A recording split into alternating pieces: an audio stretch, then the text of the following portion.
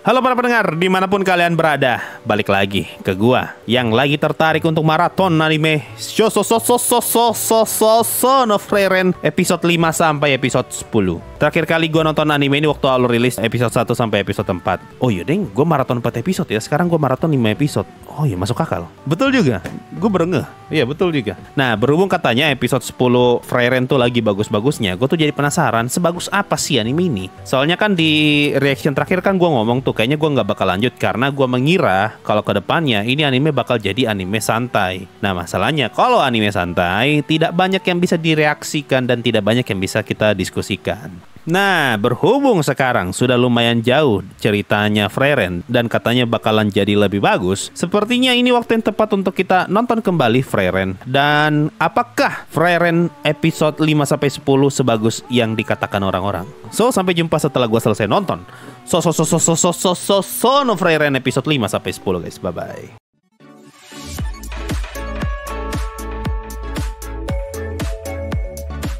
Aku telah tiba di Aureole. Oh, ternyata gitu cara sebut namanya Aureole ya. Selama ini gue kira tuh bacanya Aureole Omega. Terus cara baca yang benar kayak gimana? Aureole.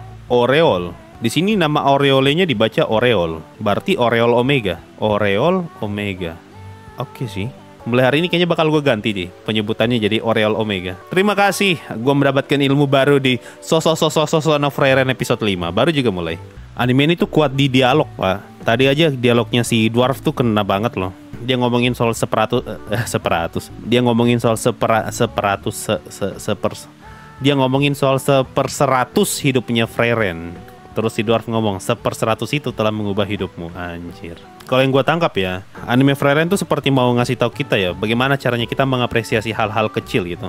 Nah bagi Frieren, waktu itu adalah hal yang kecil bagi dia. Makanya dia pakai perandaian tuh skala per 100 gitu, 1/100 hidupnya. Padahal itu cuma secuil, hal secuil itu atau hal sekecil itu berhasil mengubah hidupnya. Kalau suatu saat gue bikin konten untuk ngebahas Frieren, gue bakal kasih judul Frieren tuh anime mengajarkan kita tentang menghargai hal kecil.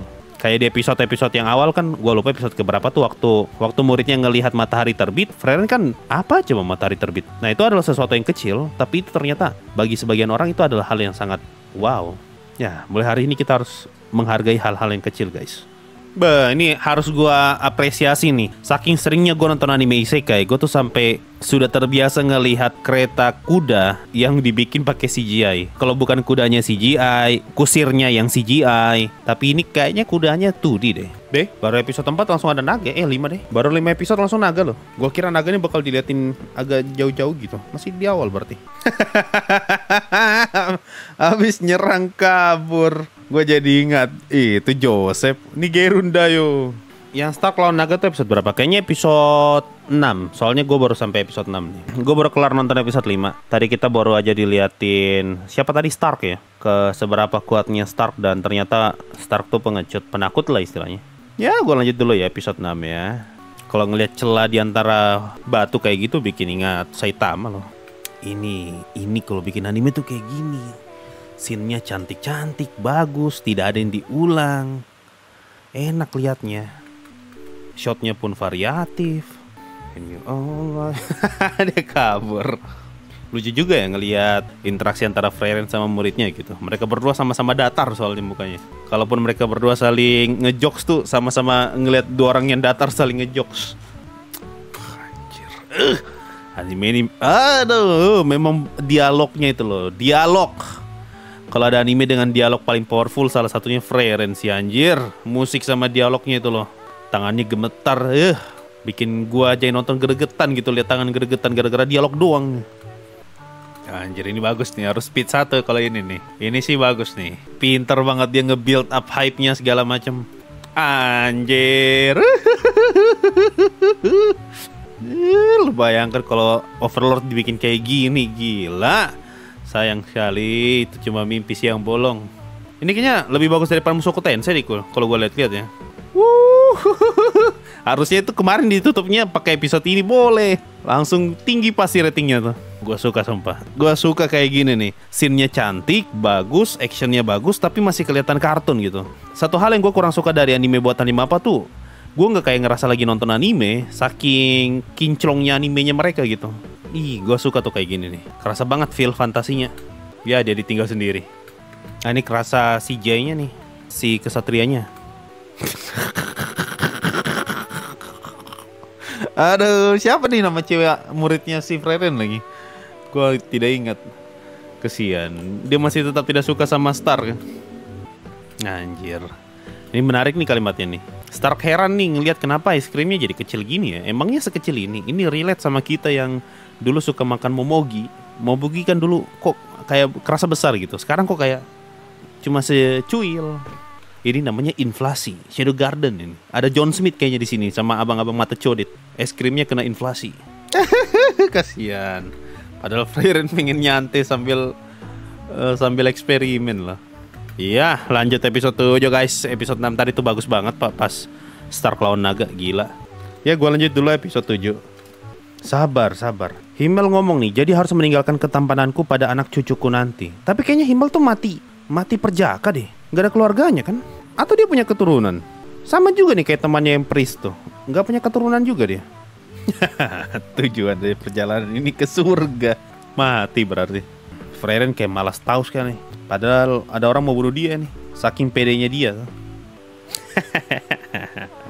Frieren tuh lagi digantung tapi dia coba begini. Lucu lah lihat ekspresinya, datar gitu. Frieren tuh kayak lagi lihat bocah bacot yang so jago gitu. Begitu ya. Lanjut bang, lanjut ngomong. Oh ya, kayak gitu tuh ekspresinya tuh. Iblis zaman sekarang tidak bisa diharapkan, ya ilah. Bahkan iblis pun tidak bisa diharapkan loh, generasi zaman sekarang. Bukan cuma manusia ternyata. Anjir, bahkan sih tangan lepas aja tuh dibikin kayak gini loh. Biasanya tangan lepas doang loh. Oh anjir, tidak ada bacot-bacot Pak, mati langsung. Kasihan, saking tidak berharganya Stark itu. Bahkan dia sudah memohon pun tidak dianggap. Oke, berarti Stark sama muridnya Frieren bakal lawan dua iblis. Si Frieren bakal lawan bosnya. Kalau diperhatikan baik-baik ya, mukanya si abang-abang ini nih, si gubernur atau apalah ini, itu mirip Lloyd loh. Kayak lagi ngelihat Lloyd tapi versi tua. Lloyd dari Greatest Estate Engineer. Sumpah ini Lloyd banget mukanya nih. Ini tinggal bikin muka jelek aja langsung jadi Lloyd. Anjir, cara dia nge-reveal Frieren tuh udah kayak penjahat loh. Kayak Last Boss. Dengan musiknya lagi, shotnya dari bawah. Sosono Frieren. Oh, Sosono Frieren tuh Frieren sang pembasmi. Oke. Sosono Frieren. Kurang banyak bang sonya bang. Lanjut episode 9 nah. Tidak, jangan berhenti Pak Bagus. Lumayan ya. Armor yang dipakai Aura masih inilah. Nggak kelihatan CJ amat. Nggak kayak di Overlord kan CJ-nya jelek banget. Atau kalau di anime lain kalau armor udah banyak begini biasanya CJ-nya jelek.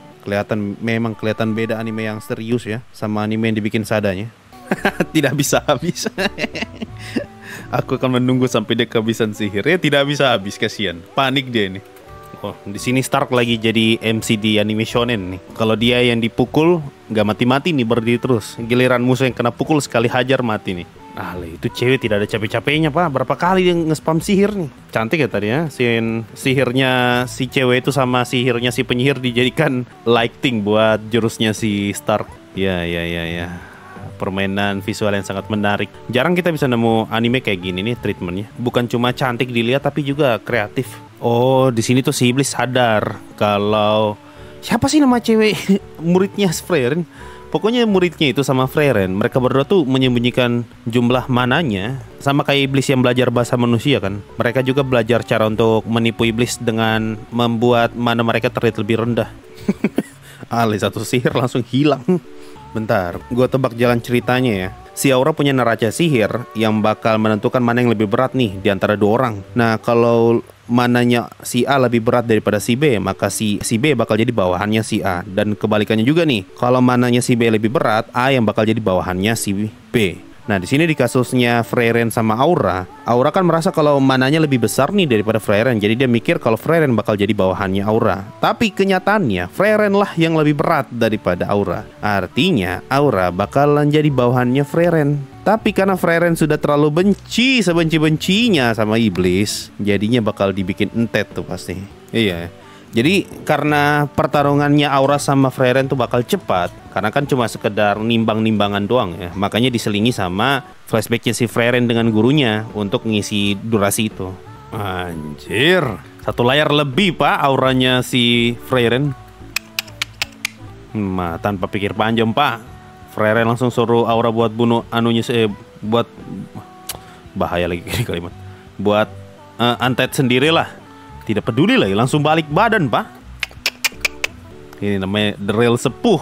Muridnya sudah GG, gurunya lebih GG lagi.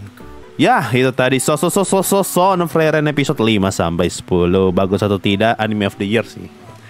Tidak usah ditanya lagi. Ini apa anime of the year anjir? Tidak ada lagi ya anime musim ini. Buat gua anime tahun ini tidak ada yang lebih bagus daripada Frieren. Tahun pak, bukan musim. Kaminaki jelas kalah. Overlord tahun lalu ya Overlord ya. Shadow Garden apalah itu, cuma remahan rempeye itu Shadow Garden kalau dibandingkan sama Frieren ya. Shangri-La Frontier secara visual sama-sama bagus, cuma pacingnya Frieren tuh jauh lebih enak dinikmati daripada Shangri-La Frontier. Banyak banget juga momen kejutan di anime ini. Banyak banget juga scene pamer visual. Shot-shotnya tuh betul-betul kreatif, enak dilihat pak. Tidak ada tuh mata codet, scene-scene yang diulang-ulang, ataupun scene yang cuma ngeliatin punggung. Semua itu sampah. Ini bagus. Mau cari apa sih sebenarnya? Mau cari apa? Mau cari komedi tipis-tipis dapat, mau cari nilai kehidupan dapat, mau cari ketenangan dapat, mau cari rasa kepuasan nonton anime ini dapat, mau scene action bagus dapat. Anjir cantik banget pak. Waktu lawan naga, waktu siapa sih nama muridnya Frieren tuh, waktu mereka berdua sama si iblis tuh saling tukar sihir, baru dijadikan lighting buat pertarungannya si Stark. Anjir. Cuma kekurangan anime ini banyak dialognya. Nah buat orang yang malas nonton anime terlalu banyak dialog, pasti bakal ngantuk. Sama kayak Hyoka. Cuma buat gua yang fine-fine aja nonton anime kayak gini, ini bagus banget sih. Bagus sih, bagus.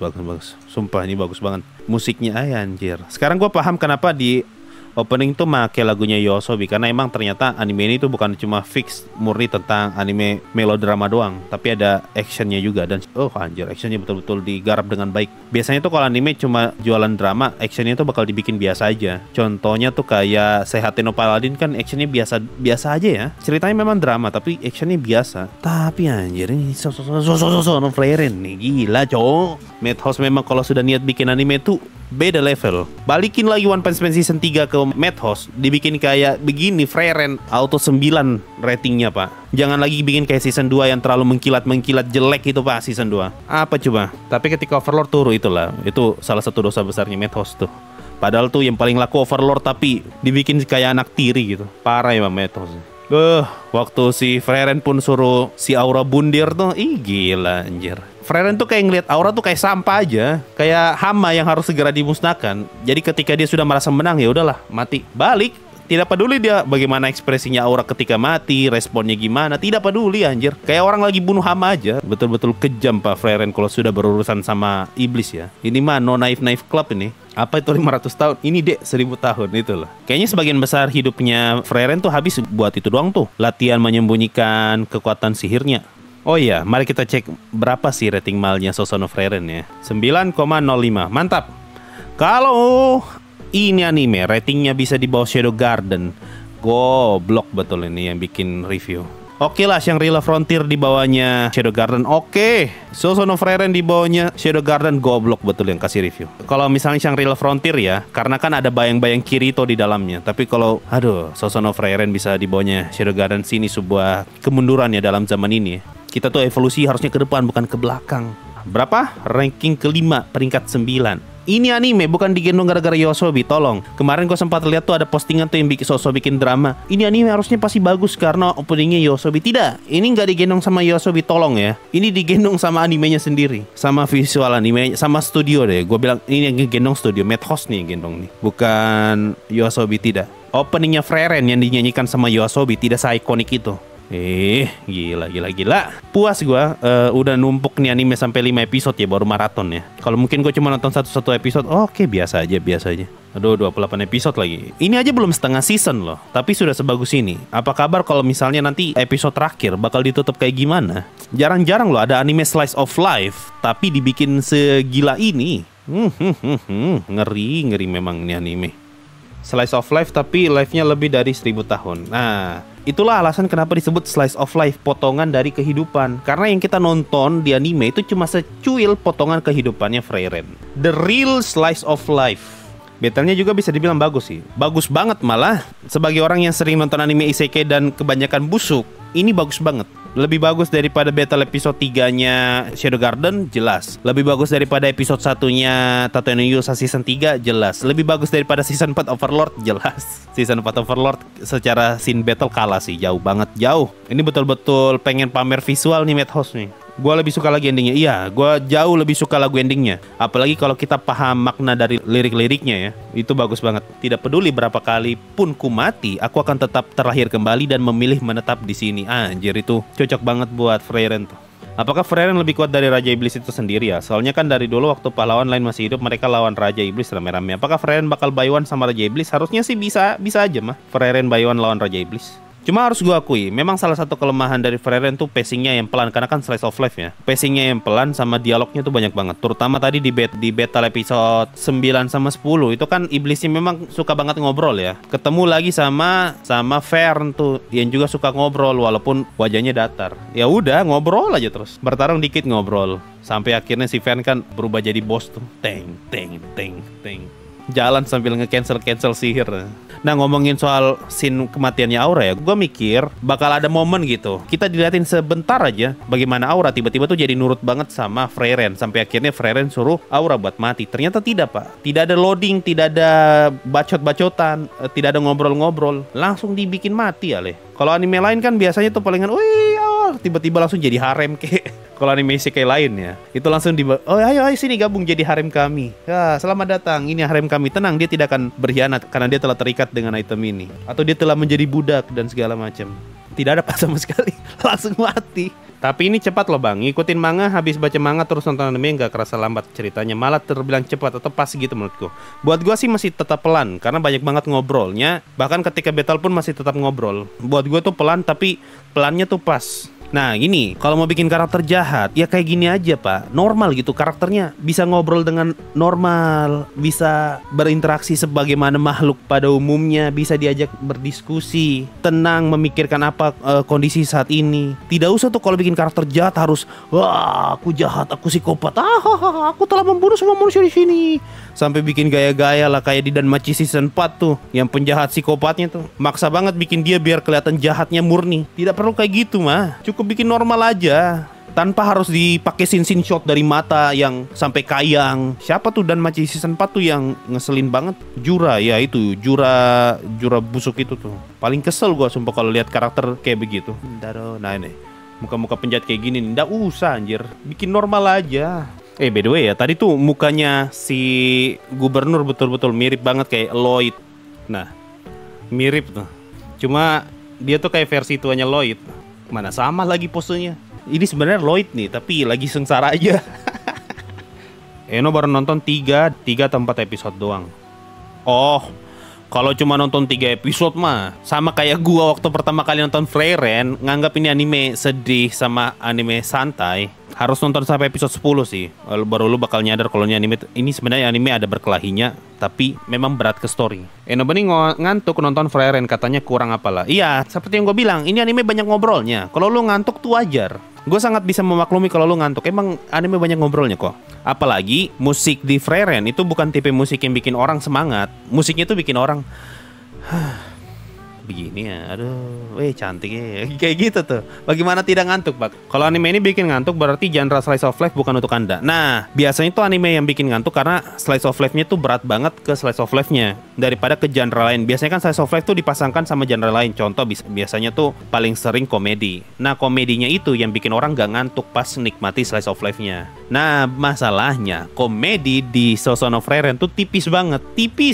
Bukan cuma tipis lagi, hampir semua karakter di Frieren tuh datar pak mukanya. Jadi komedinya tuh komedi muka datar. Premiernya aja 4 episode. Kalau nonton 3 doang ya nanggung. Aduh susah sih. Kalau buat gua ya, untuk lu bisa menikmati Sousou no Frieren ini, minimal lu nonton sampai episode 6. Minimal. itu udah keseluruhan dari ceritanya Soso no Frieren ya. Anggap aja episode 1 sampai episode 4 itu satu episode doang yang dibagi jadi 4. Nah, kalau kita pakai tri-roll episode, berarti episode 6 itu sebenarnya episode 3. Jadi kalau lu mau nonton, minimal nonton sampai episode 6 dan lu bakal paham ini sebenarnya Frieren nih tentang apa. Kalau lu cuma nonton 1 sampai 4, lu bakal ngira kalau Frieren tuh bakal anime sedih. Kayak gue yang awalnya juga ngira ini anime sedih ya. Anime sedih, anime santai, sama anime tentang yang penuh dengan nilai kehidupan lah, 3 itu. Tapi ternyata ada actionnya. Actionnya di mana? Disimpan di episode 5 sama 6. Jadi kalau lu mau memutuskan lanjut nonton Frieren atau tidak, minimal nonton 6 episode. Nonton 4 episode aja masih belum cukup. Karena itu anggap aja 1 episode. Sumber komedi Frieren cuma mimik mukanya Frieren doang. Masalahnya Frieren juga tuh datar loh. Dia cuma berekspresi tuh kadang-kadang doang. Momen Stark nanya tujuan perjalanan, dijawab Frieren ke surga, komedi ringan tapi bagus. Itu yang gue maksud tuh, komedi tipis-tipis tapi berhasil ini menghidupkan suasana. Ya makanya pas awal tayang pun episode 1 sampai 4 kan emang dijadiin 1 episode utuh sampai 1 jam lebih. Aku jadi tahu tujuan Frieren berkelana mencari sihir yang gak berguna. Ternyata terjawab di episode 10. Di episode 10 kan terjawab, bukannya di episode 6 ya. Di episode 6 kan udah kejawab tuh. Alasan kenapa Frieren ngumpulin banyak sihir ya karena ada orang yang suka sama sihirnya. Ya Himmel tuh suka, teman-temannya deh. Teman-temannya waktu di party pahlawan tuh suka ngelihat sihir-sihirnya Frieren yang aneh-aneh. Dan itu yang ngebuat dia termotivasi untuk ngumpulin lebih banyak sihir lagi. Dan itu malah jadi hobinya Frieren. Ya saran gue ya, kalau lu suka anime semacam Frieren ini, lu bakal suka anime Majo no Tabi-Tabi sama Kino no Tabi. Itu kedua anime itu punya konsep yang serupa dengan Frieren. Jadi Frieren kan berpindah dari satu kota ke kota lain. Sama persis Majo no Tabi-Tabi dan Kino no Tabi juga kayak gitu. Mungkin lu kalau mau dibilang Kino no Tabi tuh sepuhnya lah. Setelah itu dilanjutkan sama Majo no Tabi-Tabi, baru disempurnakan sama Frieren. Sekarang kita punya 3 anime dengan tema serupa nih. Dulu kan kalau bukan Kino no Tabi, Majo no Tabi-Tabi doang. Cuma 2 itu opsinya. Sekarang ada opsi ketiga, Frieren. Sono Frieren. Jadi kalau Sono Frieren ini dianggap bikin ngantuk, anime membosankan, mungkin lu bakal lebih cocok sama Majo no Tabi-Tabi. Tapi lu bakal lebih tidak cocok lagi sama Kino no Tabi kalau ini aja lu bilang membosankan. Soalnya Kino no Tabi lebih dalam tanda kutip membosankan daripada Sono Frieren. Ya itulah aja lah. Gue seneng nih nonton ini anime. Kita next maraton lagi lah. Entahlah maraton atau mungkin reaction mingguan ya. Soalnya di anime bagus nih. Gimana pendapat kalian soal anime Sono Frieren ini? Apakah bagus atau tidak? Apakah episode 9-nya cantik banget? Atau kalian lebih suka episode 6 waktu si Stark ngelawan naga? Atau tuh justru kalian suka episode 10 waktu si Frieren ngelawan Aura dan kelihatan betapa sepuhnya si Frieren di situ? Tulis aja di kolom komentar di bawah. Terima kasih semua yang udah nonton sampai titik ini. Sampai jumpa di reaction lainnya dan bye bye guys. Siapa tahu episode berikutnya sudah 50 tahun kemudian. Bye bye. Jangan lupa nonton Sono Frieren.